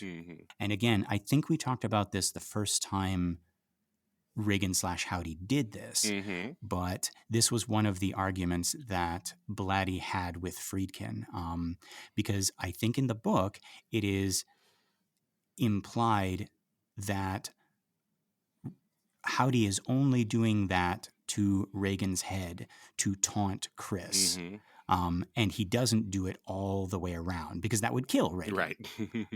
So Howdy is working within the rules of Regan's body, and he is injuring her, but not killing her. And this was like one supernatural step too far for Blatty. Right. But he has since admitted that he was wrong, because he goes and he sees everybody remembers this part, and and this is one of the famous parts. So it's I like that Blatty is humble enough to say, yeah, maybe that was the best call for the movie. I guess if you're trying to figure out the logic of it, right? Howdy is in there and is breaking Regan's neck, but then also healing it to keep torturing really her. Fast? To keep look, I can do this to her anytime, and I can destroy her, but look, I'm also have these weird powers of healing, but I'm only going to use that for ill, Right? Yeah. Right? Isn't that just like Howdy? He has the powers of the cosmos in his palm, and he's like, I'm gonna make fart jokes. Right. I have the power of Jesus with Lazarus, but I'm only going to use it to piss off your mom, to do an elaborate yo mama joke. Yeah. And folks, you might know that this is that dummy from before. It's the same dummy that was used for the "Do you know what she did" scene, but it has been made up to match Regan's current state, and it has been modified slightly because when they first tested it out, they noticed that for everybody else, you can see their breath, and so they actually had to find some way for the Regan dummy to quote unquote breathe, so it looked a little bit more real. Yeah, and again, this is so fast. The scene is so chaotic. So I'm a little, peeved at people who try to point out that oh, you could tell it's a dummy, etc. Because in the context of the scene, I mean, I really sells it. So I'm going to count how many frames we have. Yeah. So this is when we're talking about if we're talking about looking at the back of her head and it spinning around very quickly, perhaps the most famous shot in the movie, right? This is 33 frames long, so it's about a second and a half, and we have all this movement, we have that breath that comes out of it, and we have all this sound that's going on that is distracting us from that. So I think the effect is pretty good. And I think that yes, if you're looking at it the wrong way or just in context with just the shot itself, without what comes before it, without it, or especially without the sound, then sure, it's a dummy. Yeah. But I mean, also, just to play devil's advocate for the dummy as well. I mean, it's like the uncanny valleyness in a horror movie kind of adds to it. Something about that girl ain't right. I don't know what it is. Yeah. Exactly. I mean, we talked before about that amazing shot where Linda Blair has given us this amazing face as the vomit is like pouring out of her mouth like lava, right? And it just looks like her face has been shut off. It looks like it's dead. It looks like a mask, right? Yeah. And here you can see that, also, you could say that both Howdy and Regan have retreated, and the face is shut off for the moment, and that's why it's so creepily still, right? And it's And as the head comes to a rest from this jerk around, the eyeballs jiggle a little bit, you know. Yeah. Not supposed to do that. Nope. Your eyes shouldn't be able to do that, Reagan. Mm. What are you doing? Do you want me to call? Do Someone. you want me to call Yeah. Ingmar? No. Tell him what you're doing. Yeah. Do you know what you did, Ingmar? Eyeballs bouncing around. When Max von Sydow was young, Mhm. it was the Bergman.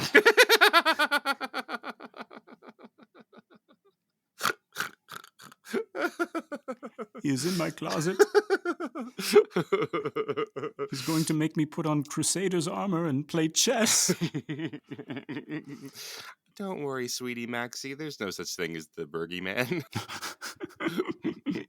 That's what he wants you to think. I had a dream about angles and Right, stock black and white cinematography. Oh, who's been telling you about stark black and white cinematography? The kids at school? yes, we watched Nosferatu, and I knew that was going to give you imposter syndrome nightmares. Okay, but back to this, because this is actually one of my favorite shots. So, folks, we cut from Reagan's head being all the way around to a close-up of Dimi, and folks, I don't know how else to read this look he has given us other than he has made it all the way through. He knows what this is. He knows what he is looking at. He is not looking at it with doubt. He is not looking at it with paralyzing fear. There is fear, but it's not utter bewilderment. He has recognized the enemy. Remember, I said way back when we first met Dimi, back when we were calling him Karis and sometimes Damien, I said he is wrestling with two paradoxical despairs in his own head. The first is that there is no God, and the second is that he is not worthy of God. Well, folks, I look at this face right now, and I believe that first demon has finally been exorcised, which leaves Dimi with one question, one doubt, one more demon. Is he worthy? What do you think, Keenan?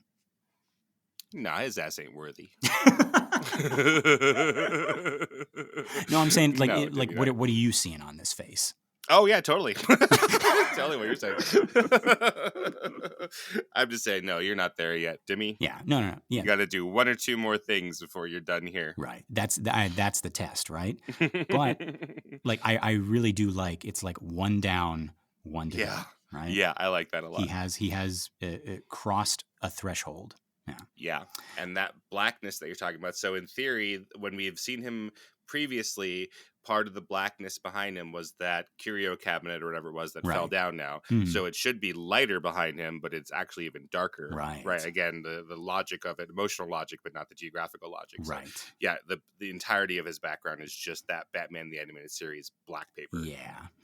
And we hold on his face just long enough for us to realize Marin has stopped speaking, and it's Dimi's cue to respond. Right? We cut as Marin shouts, "Damien!" But tell me if you feel this way, Keenan. I'm not as worried about Dimi anymore, right? The first time he missed that response, I was like, oh my God, Dimi, what are you doing? Right. But not this time. I think it's the look he's given us. Like I said, I feel like he is in it now. And this pause is not from like fear or doubt or freezing up. Yes, he missed the response, and no, I don't think it was on purpose. I think it was an accident, but I think he was at that moment making up his mind. I think he was killing that first demon. Yeah, this does feel different. Like he's missing his cue because he is thinking too hard about what he's going to do. Like it's not like, oh, I'm just so afraid or frozen and have not thinking at all. Like he's Mm. present in this moment and like too present to hear it. For me, it's almost like he is just now waking up, Yeah, I right? like that too. Yeah. So from here, we cut to over Dimi's shoulder. We are very close over his shoulder. Dimi is just a blurry black blob taking up the right third of the screen. Mm-hmm. And we are focused on Howdy as the head completes its rotation very quickly, Mm-hmm. stopping to stare directly at Dimi and at us. And it's as if Howdy is also awaiting Dimi's response. It's like, yeah, Dimi, what you got? Like, what are you going to say? And we cut back to Dimi, and he gives his reply. It is a calm, confident amen. Mm-hmm. And with that amen, his first demon is gone, I think, Mm-hmm. right? He has exorcised it. Mm-hmm. And folks, what a great minute for Howdy reactions. Earlier in this minute, Howdy sees Marin as if for the first time and is afraid. And now he's looking at Dimi like who is this? I love Father David Mowry's idea that angels and demons can see thoughts and emotions like we see colors. Mm-hmm. And I like to imagine that Howdy is witnessing Dimi's aura like getting brighter. He did not expect an attack from this quarter.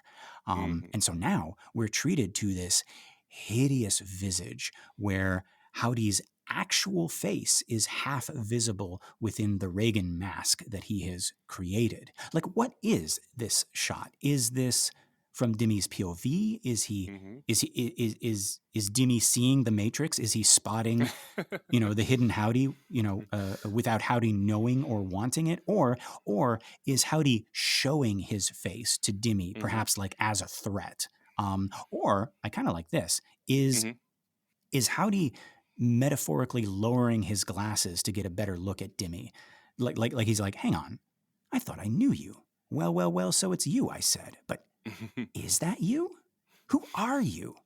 And that's why you can see him a little bit, because he's like leaning forward, and by doing so, he's given himself away.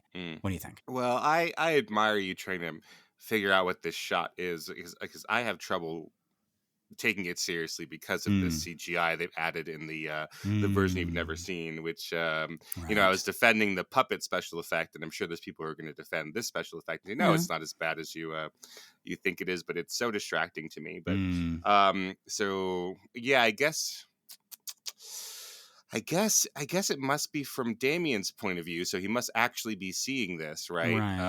And not. I like your idea of the latter, of it's like this is Howdy feeling sort of his mask falling, but yeah, this seems to imply that Damien can see this, which I don't know, why would that be? Well, I mean, that's the we don't feel we don't see God in this movie, but Right.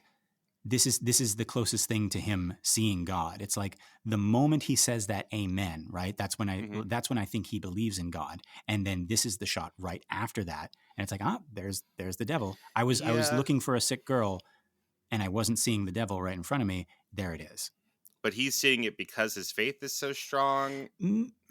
Yes. I'm having trouble. Yeah, I'm not sure. But again, like completely admitting this is partially because like I hate the CGI add-ons that they've done to the movie. And the other CGI add-on didn't work, right? The one where he's appearing on the stovetop. I don't like that at all. Right. Yeah. But I mean, story-wise, it also doesn't work because nobody sees it, right? Yeah, I think, again, I'm having that trouble. So this is saying that Damien can see that this monster, this girl he has in front of him, is possessed by the monster from his dream about his mother dying. But because Howdy is allowing him to, or because he's leveled up in his faith, I don't know. And I don't know if I like either of those answers. So. Because if Howdy wanted him, Howdy already has ways of saying I'm the monster from your dream, because he's gonna manifest the mother, he's gonna speak in the mother's voice. So I don't know if we need this. Yeah, we didn't in 1973, Billy. No. I need one of those TikTok filters that get rid of CG, right? Which is just TikTok is CG, but I think they get rid of that. Yeah. To hey, how would you look It's a TikTok filter. It's like, Mom, Dad, look, this is what I look like not possessed. Well, this is what I look like without filters. It's taking my old videos and removing the filters. Ay, ay, ay. But yeah. Okay, so as we are staring at this face, we hear Marin. He's still going. He says, God, defender of the human race. And as he is speaking, we cut. We are now on the other side of the bed, opposite Marin and Dimi, and a massive force jolts the room, knocking both priests off their feet. Again, I'm wondering every time this happens, right? Is this Howdy? Is this God? Right? Mm-hmm. Did Howdy wrench back control? Did God put his proverbial foot down? Mm-hmm. Is this a meeting of those two invisible forces affecting the material plane? But yeah, like, so you're thinking, Keenan, this is Howdy. I think so. Mm. If the options are Howdy or God, yes, I think there's a lot of evidence for Howdy and not as much evidence for God. It's like circumstantial evidence from God, or Right. like scriptural evidence for God that I don't think is really as defensible. Right.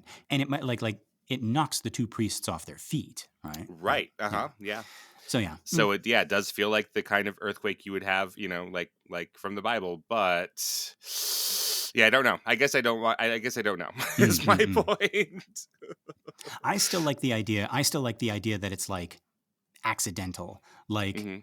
like Marin's or Howdy's aura like Mhm. bumped the room with its elbow or something. Or maybe, so you were saying before, it's like Marin's positive aura and Howdy's negative aura, but maybe now it's Karras's positive aura, Oh yeah. right? Because if that previous shot is about Karras discovering what you think he's discovering, then yeah, maybe that's that. Right. Oh yeah, we didn't even take into consideration. Yeah, this Mhm. like there's three auras going on Right. in here, right? Or Mhm. maybe four. I don't know if we're counting Reagan. I don't know. Right. Yeah. Well, something shook that room. Or someone. Or somehow. Here you go, folks. Have you had your quake today? Yeah. Your grimace quake. Yeah, right. Anyway, well, it's March now, so your shamrock quake. Yeah, there you go. Right? Which I did text you. So we don't just talk about McDonald's on the show, guys. We talk about Yeah, McDonald's all the time. And I had texted Lester. Mm-hmm. One of my favorite flavors is mint. I love mint ice cream. I love Mm-hmm. mint tea, etc.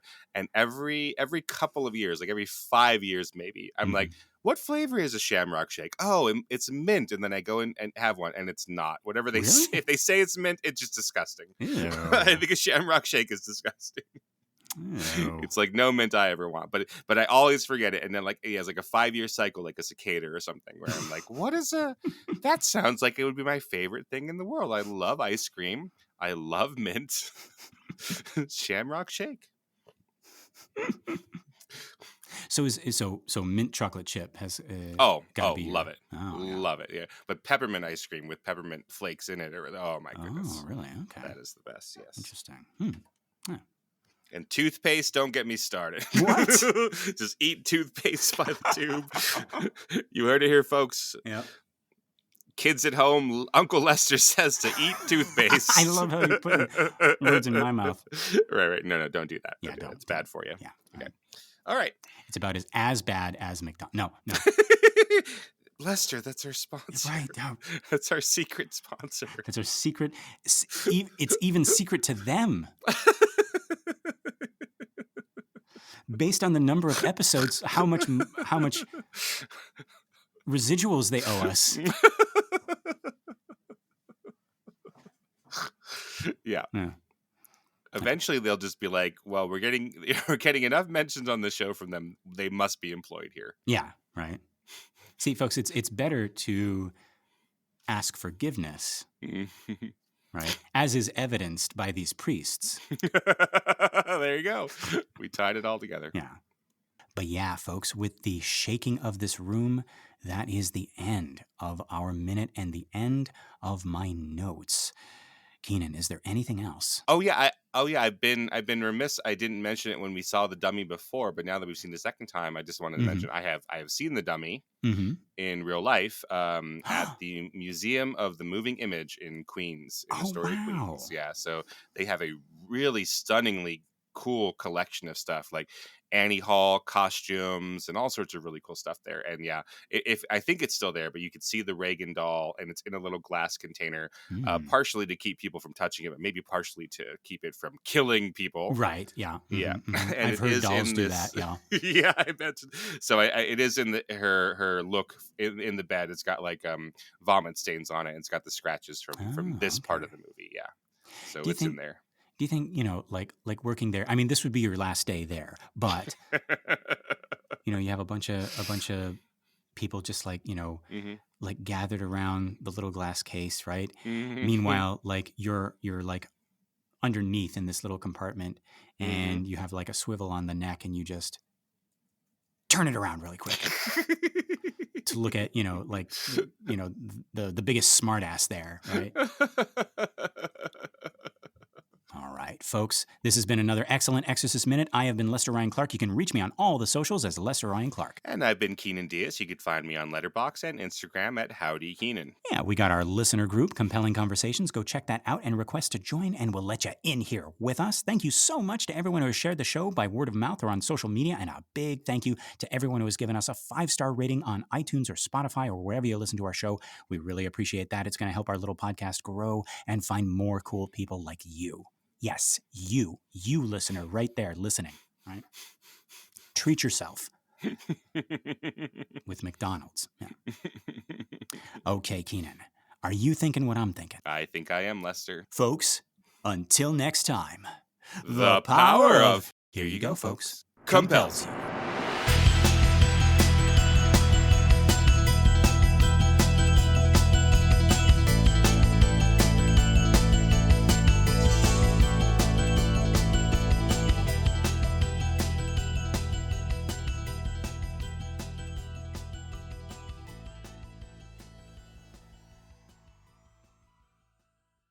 It's our billion-dollar idea, Lester. Billions.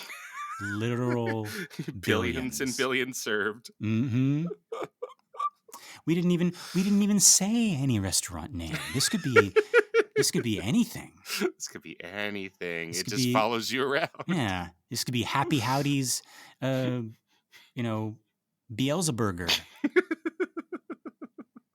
The Big MacNeil.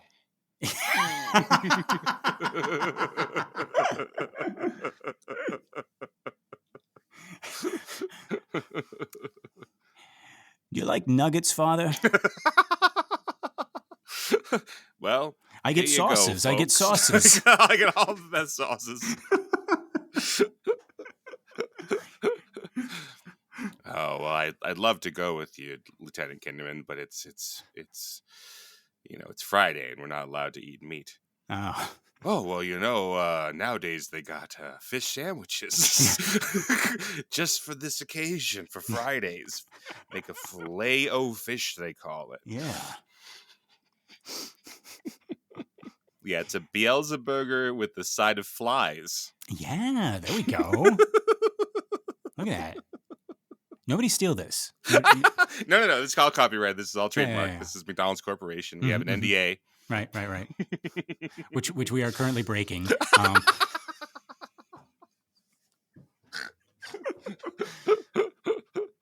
But that is thematic to our hellish restaurant. That's right.